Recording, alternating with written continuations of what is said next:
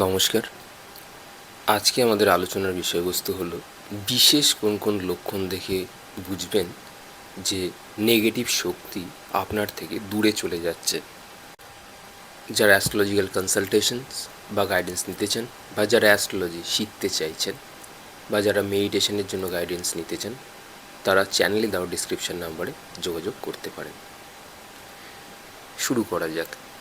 1 নম্বর point হচ্ছে, প্রথম point, যখন আপনি বুঝবেন যে নেগেটিভ শক্তি আপনার থেকে দূরে চলে যাচ্ছে, ঘুমের মান ধীরে ধীরে ভালো হয়ে যায়। এইবার আপনি বলবেন আমি তো ঘুমোই। ঘুমের কোয়ালিটি যখন ইমপ্রুভ হয়ে যায় তখন আপনার ওই 7-8 ঘন্টা কিন্তু অ্যাকচুয়ালি আর ঘুমোতে লাগে না নর্মালি। তখন আপনার যে স্লিপের যে কোটা আছে, ঘুমানোর যে কোটা আছে, ওটা না কমে যায়, কিন্তু ডিপ স্লিপ হয়। কিছু মানুষ দেখবেন যারা খুব মানে ধ্যান জপ করে বা সারাদিন যদি খুব স্থির হয়ে যদি থাকতে পারে, তাহলে একটা সময়ের পরে গিয়ে না আপনার ওই যে ঘুমিয়ে যে স্বপ্নগুলো আসা, এই স্বপ্নগুলোও কিন্তু একটা সময়ের পরে গিয়ে কিন্তু আসা বন্ধ হয়ে যাবে। এবার লোকে তো ঘুমিয়ে অনেক দেবদেবীর স্বপ্ন দেখে, এটা যে সাকার ফর্ম। যখন আপনার আর কোনো স্বপ্ন আসবে না, তখন ভাববেন এটা আর একটা ধাপ আপনি আরও ওপরের দিকে উঠে গেলেন। আপনার চেতনা, কনসিয়াস লেভেল আরও 3-4 ধাপ ম্যানিফেল্ড হয়ে গেল। যখন আপনি ঘুমিয়ে আর কোনো স্বপ্নই দেখবেন না, তখন দেখবেন কি হবে, আপনি যে ঘুমটা ঘুমাতেন আগে 7 ঘন্টা, 8 ঘন্টা কিংবা 6 ঘন্টা, ওটা কমে গিয়ে দেখবেন 4 ঘন্টা হয়ে গেছে নর্মালি। আর এই ঘুমটা না মানে আপনার ওই কি বলে ওটাকে, একদম পুরো অচৈতন্যভাবে ঘুম নয়। এই ঘুমটা হচ্ছে সেই চৈতন্যের ঘুম। মানে আপনি ঘুমোচ্ছেন, সব ঠিক আছে, বাট ইউ আর অ্যাওয়্যার। আপনি তখনও না, আপনার চেতনা রয়েছে আপনার মধ্যে। তখনই আপনার ঘুমের মান ধীরে ধীরে কিন্তু ভালো হয়ে যাবে। আপনি দেখবেন উঠে যাবেন। আমাদের শরীরটা অ্যাকচুয়ালি রেস্ট চাই, মানে পর্যাপ্ত পরিমাণে। আপনারা বা যারা 6-7 ঘন্টা ঘুমোয়, তারাও কিন্তু ঘুমোয় অ্যাকচুয়ালি কিন্তু ওই 4 ঘন্টা, 4.5 ঘন্টা। কিন্তু তারপরে এই যে স্বপ্ন দেখতে থাকে, কোনো কিছুই খারাপ না, সেটাও একটা ওয়ার্ল্ড, কিন্তু সেই সময়টা কিন্তু তারা কিন্তু সেই ওই ডিপ স্লিপ থেকে কিন্তু উঠে আসে সেই সময়টা থেকে। দেখবেন যখন যারা না ওই সমাধিতে যারা যায় আর কি, তখন কিন্তু কোনো স্বপ্ন বা দিবা স্বপ্ন বলে কিন্তু কিছু থাকে না। ওখানে এমন একটা স্টেজ আপনার মাইন্ডের, ওটা কনসিয়াস লেভেলের, চেতনার একটা লেভেলের এমন একটা স্টেজ, যেখানে গিয়ে না আর আপনি এমনটা সময়ের বাইরে চলে যান। ওটাকে না আমি ঠিক আপনাকে এক্সপ্রেস করে ঠিক বোঝাতে পারবো না। ওইটাও একটা স্টেট অফ মাইন্ড। যারা খুব বেশি প্র্যাকটিস করে নর্মালি, তাদের পক্ষে এটা হয়ে যায়। আচ্ছা, পরের পয়েন্ট বলবো, 2 নম্বর পয়েন্ট, সকালে উঠেই আপনি যখন নিজেকে খুব ফ্রেশ, মানে একদম সতেজভাবে আপনার মনে হচ্ছে, এটাও একটা বড় পয়েন্ট। আপনি বুঝবেন যে নেগেটিভ শক্তি আপনার থেকে দূরে চলে যাচ্ছে। আপনার খুব ভালো লাগছে, সকালবেলা উঠে আপনার বেশ ফ্রেশ মনে হচ্ছে। 3 নম্বর পয়েন্ট হচ্ছে ঝগড়াঝাটি, অশান্তি কমে আসে। আপনি ঝগড়া করতে আর পছন্দ করেন না, খুব জোরে চেঁচিয়ে কথা বলা, এটাও আপনি পছন্দ করেন না। 4 নম্বর পয়েন্ট হচ্ছে ঘুম থেকে উঠেই যে চিন্তাটা আপনার প্রথমে আসে, যে আমি একটুখানি ধ্যান করব বা জপ করব, অন্য কোনো কাজ নয়। এটাও একটা বড় পয়েন্ট। আপনার মধ্যে থেকে নেগেটিভ শক্তি আস্তে আস্তে দূরে চলে যাচ্ছে। ধ্যান জপ করার টেন্ডেন্সি পৃথিবীতে খুব 100 জনের মধ্যে হয়তো 10 জনের মধ্যেও আছে কি না আমার ডাউট আছে। ঘুম থেকে উঠেই বসে পড়ল। আপনারাও যদি তাদের মধ্যে থাকেন তো অবশ্যই কমেন্টে জানান। পরের পয়েন্ট, 5 নম্বর পয়েন্টটা বলবো, ফোকাস খুব বেড়ে যায়, একাগ্রতা, মনোযোগ। হ্যাঁ, আপনি দিনের যে কোনো একটা সময় ধরুন বসে আছেন, আস্তে আস্তে দেখবেন আপনার যে জিনিসটার দিকে আপনি কাজ করছেন, সেটা থেকে আপনি খুব বেশি ডিস্ট্র্যাক্ট এখন আর আগের মতন হচ্ছেন না। তাহলে আপনি দেখবেন যে আপনার মনোযোগ বেড়ে গেছে। বা ধরুন এরকম হতে পারে, ধরুন আপনি ট্রাটাক করছেন, আগে খুব বেশি থটসের পরিমাণ খুব বেশি আসতো, এখন আপনার সেরকম আর হচ্ছে না। বা ধরুন আপনি জব করছেন, জব করতে করতে আজে বাজে ভাবনা যেগুলো আগে খুব বেশি পরিমাণে আসতো, এখন হয়তো সেগুলো কমে গেছে আপনার। তাহলে বুঝবেন আপনার ফোকাস বেড়ে গেছে, মানে একাগ্রতা বেড়ে গেছে। কনসেন্ট্রেশন পাওয়ার যখন মানুষের বেড়ে যায়, তখন মানুষের ইন্টেলিজেন্স তৈরি হয়, শার্প ইন্টেলিজেন্স তৈরি হয়। পরের পয়েন্ট বলি, সম্পর্কগুলো আগের তুলনায় সহজ এবং স্বাভাবিক হতে থাকে। মানে আগে দেখবেন আপনার যে কোনো সম্পর্ক বেশিরভাগই আমাদের নষ্ট হয়ে যায়, কেন জানেন? এই পজিটিভনেসের জন্য আমাদের না, মানে সম্পর্কগুলো নষ্ট হয়ে যায়। যে কোনো সম্পর্ক, সেটা ঘরের হতে পারে, বাইরের হতে পারে। সব সম্পর্ককে যদি একটু লাইট করে দেওয়া যায়, লাইট মানে হচ্ছে তাদেরকে তাদের মতন করে বাঁচতে দেওয়া, মানে তাদেরকে তাদের মতন করে ছেড়ে দেওয়া। সেটা বয়ফ্রেন্ড হতে পারে, গার্লফ্রেন্ড হতে পারে, নিজের বন্ধু হতে পারে, মা বাবা হতে পারে।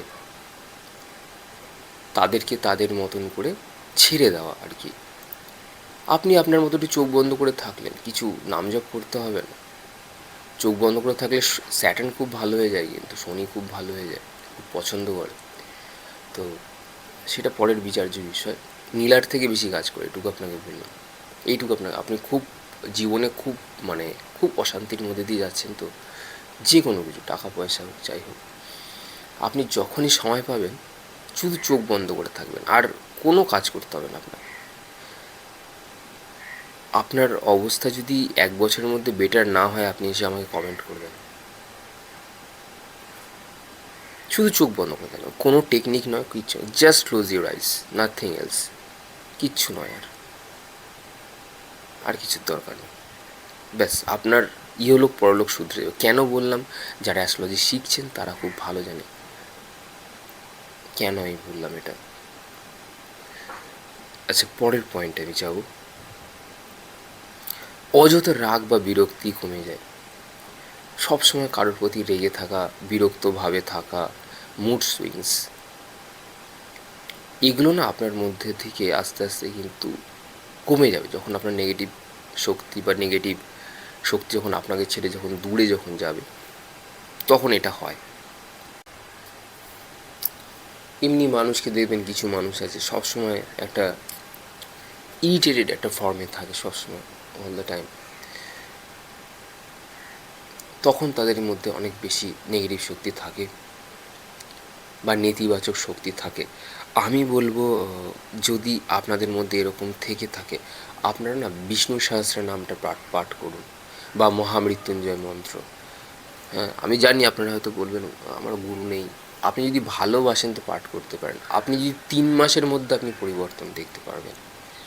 আপনার মনে হচ্ছে তো আমার আমার জীবনে কিছু অসুবিধা চলছে, আপনি বিষ্ণু সহস্রের নাম পাঠ করে দেখুন, লাগাতার পাঠ করুন। যখনই সময় পাবেন বসে যান বিষ্ণু সহস্রের নাম নিয়ে, মহামৃত্যুঞ্জয় মন্ত্র জপ করুন। আপনার মধ্যে থেকে সমস্ত নেগেটিভিটি চলে যাবে। উল্টে আপনি আর অনেক শক্তিশালী মানুষ হয়ে যাবেন, ক্ষমতাশালী মানুষ হয়ে যাবেন। করে দেখুন আপনি 4-5 মাস, 6 মাস করুন অ্যাটলিস্ট। কারণ অনেকের তো কিছু সিদ্ধি, মানে পূর্বজন্মের করে আসা সংস্কার তো কিছু কম থাকে, তাই জন্য বলছি আর কি।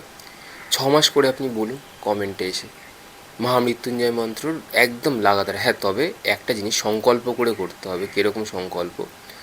আপনার কিন্তু কোনো সময় যাতে এরকম না মনে হয় আমি পয়সার জন্য এদেরকে ডাকছি, তাহলে কিন্তু এই মন্ত্র কাজ করবে না। খুব ভয়ানক পাওয়ারফুল মন্ত্র মহামৃত্যুঞ্জয় মন্ত্র। মানুষকে ইমর্টাল বানায়, মানুষের আত্মাকে ইমর্টাল বানায় এই মন্ত্র। আপনার যত নেগেটিভিটি আছে সবকে ধুয়ে মুছে একদম সাফ করে দিতে পারে এই মন্ত্র। বহু মানুষের না জীবন পরিবর্তন হতে দেখেছি মহামৃত্যুঞ্জয় মন্ত্র পাঠ করে। যাই হোক, পরের পয়েন্টে যাই আমরা। পরের পয়েন্ট হচ্ছে গিয়ে একলা থাকলে বেশি শান্তি লাগে। 8 নম্বর পয়েন্ট।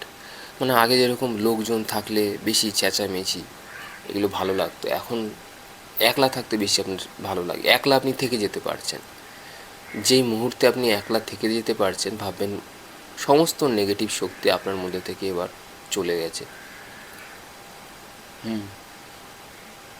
আপনি একলা একলা ঘুরতে চলে গেলেন, যে কোনো জায়গাতে যেতে পারেন, সেটা আপনি রেস্টুরেন্টে যেতে পারেন, খেতে যেতে পারেন, সিনেমাতে যেতে পারেন, আপনি মন্দিরে গিয়ে একা গিয়ে বসে থাকতে পারেন, কোনো গভীর অরণ্যে গিয়ে একা বসে থাকতে পারেন, প্রকৃতির মাঝে গিয়ে ঘুরতে পারেন। একা যদি করতে পারেন, তাহলেও দেখবেন আপনার যে নেতিবাচক যে শক্তিগুলো আছে বা নেগেটিভ যে শক্তিগুলো আছে, সেগুলো ধীরে ধীরে কিন্তু কমে যাবে। পরের পয়েন্ট হচ্ছে গিয়ে দেখবেন নিজের ভিতরে একটা মানসিক স্থিরতা তৈরি হবে। মানসিকভাবে আপনি আগে যেরকম মানে ডগমগিয়ে যেতেন, এখন আপনার কিন্তু সেরকমটা আর মনে হচ্ছে না। মানসিকভাবে অনেক বেশি স্থির আপনার মনে হচ্ছে। আপনার চারপাশের পরিস্থিতি যাই হোক না কেন, আপনার কিন্তু অনেক বেশি শক্তিশালী মনে হচ্ছে। নিজেকে আপনি বুঝতে পারবেন, ফিল করতে পারছেন। পরের পয়েন্ট হচ্ছে কি, বাড়ি ঢুকলে আগে যেরকম ভারী ভারী মনে হতো, এখন আপনি লাইট, মানে আপনাকে বাড়ি ঢুকলে এখন আর সেরকমটা মনে হয় না। এবার যদি বাড়িতেও সেই জিনিসটা মনে হয়, বাইরে যদি ঠিক থাকে, তাহলে বাস্তুতে কোনো রকম প্রবলেমস আছে, সেগুলোকে সারিয়ে নিন। বাস্তু জানেন কেন খারাপ হয়? বাস্তু খারাপ হয় আমাদের পূর্বপুরুষদের করে আসা কর্মের জন্য। লগ্নে রাহু বসে গেল, বাস্তু খারাপ। 1-5 নয়, খালি থাকা উচিত ধর্ম ত্রিকোণ, বুঝেছেন? তখন সেই মানুষের প্রচুর ধর্ম করা উচিত। সমস্ত লালসা, সমস্ত ম্যাটেরিয়াল জিনিস সব কিছু ছেড়ে দেওয়া উচিত। আমি একদম বলবো ছেড়ে দেওয়া উচিত। 1-5 নয়, যদি কোনো রকম ম্যাটেরিয়াল জিনিস থাকে, মানে আপনার মেলেফিক প্ল্যানেট যদি থাকে, মানে সূর্য আর কেতুকে বাদ দিয়ে, বেনিফিক প্ল্যানেট তো জানেন আপনারা, বৃহস্পতি হয়ে গেল, চন্দ্রমা হয়ে গেল, বুধ হয়ে গেল, ভিনাস হয়ে গেল, এদেরকে বাদ দিয়ে যদি কোনো মেলেফিক প্ল্যানেট থাকে, স্যাটার্ন, শনি চলে এলো, মার্স চলে এলো, রাহু চলে এলো, অনেকে ইউরেনাস, নেপচুন, প্লুটোকে দেখে না, এরাও কিন্তু নেগেটিভ প্ল্যানেটের মধ্যেই পড়ছে। শেষের দিকে আমাদের থাই থেকে শুরু হয়, সঙ্গে সঙ্গে দেখা মাত্রই রাহু রয়েছে, কোনো নেগেটিভ প্ল্যানেট কোনো রয়েছে বা মেলেফিক প্ল্যানেট কোনো রয়েছে, আপনি ধর্ম করা শুরু করুন। সব ম্যাটেরিয়াল জিনিস সব ছেড়ে দিন, নাহলে কিন্তু জীবনে পস্তাবেন, নাম সম্মান কিচ্ছু পাবেন না। বিষ্ণু সহস্রনাম এমন একটা পাঠ না, আমি আপনাকে বলছি, কত মানুষের যে পূর্বজন্মের সংস্কার চেঞ্জ হয়ে গেছে আপনি ভাবতেও পারবেন না। এটা আমার রিসার্চ থেকে বলছি আমি। চলো, পরের পয়েন্টে আমরা দেখব যে ভালো মানুষের সঙ্গ পাওয়া যায়। মানে ভালো মানুষ সবার জীবনে কিন্তু আসে না, খুব রেয়ার মানুষের কাছে আসে। তো ভালো মানুষের সঙ্গ পাবেন আপনি।